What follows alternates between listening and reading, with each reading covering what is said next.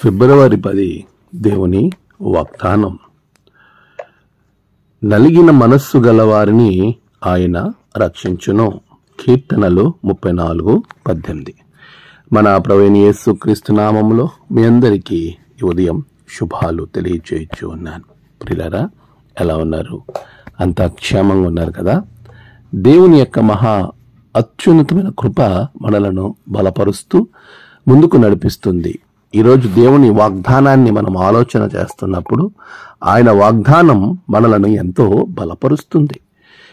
మనం చాలా విషయాలలో మనం ముందుకు వెళుతూ ఉన్న సందర్భాలలో మన చుట్టూ ఉన్న వారి యొక్క ప్రవర్తనను బట్టి మనము నలిగిపోతూ ఉంటాం. లేక అనేక కారణాల వల్ల వారి మనసులు గాయపరచబడతా ఉంటాయి.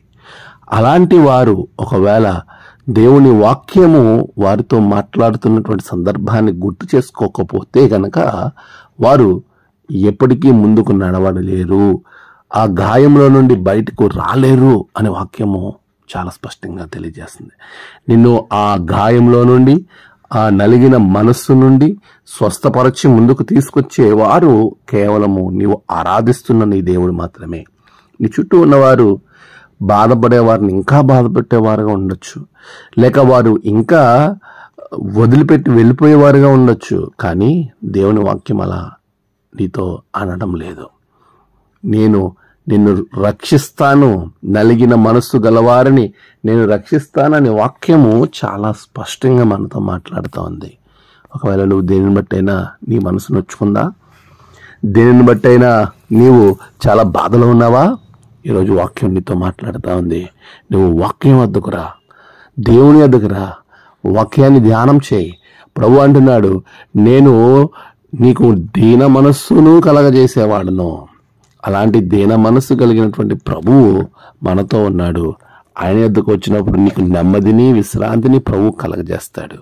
ప్రియులారా, నలిగిన మనస్సు ఒకవేళ నీ హృదయంలో మనుషుల వలన కలిగి ఉంటే ప్రభు నీకు ఆదరణ, నెమ్మది, రక్షణ అనుగ్రహించడానికి సిద్ధంగా ఉన్నాడు.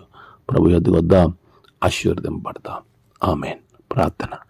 సర్వోన్నతుడా, గొప్ప దేవా, ఇదిగో తండ్రి, నీ బిడ్డలు ఎవరు హృదయాలైతే నలిగిపోయిన, ఎవరు హృదయాలైతే గాయపరచబడి ఉన్నాయో అలాంటి వారి మనసులను, హృదయాలను ప్రభువా స్వస్థపరచండి. నేడు వారి ప్రయాణాలలో, పనుల్లో, తలపెట్టిన కార్యాల్లో గొప్ప విజయం దయచేయండి. నేడు జన్మదినము, వివాహదినము, ఆయా విశేష దినములు జరుపుకున్న బిడ్డలను బహుగా దీవించండి. తమ ప్రియులను కోల్పోయి ఆదరణ వరకు ఎదురు చూస్తున్న బిడ్డలకు ఆదరణ దయచేయండి.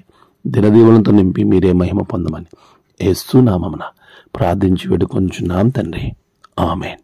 తండ్రి, కుమార, పరిశుద్ధాత్మ త్రియేక దేవుని దీవెన మీకు తోడే ఉండి నడిపించును గాక. ఆమేన్.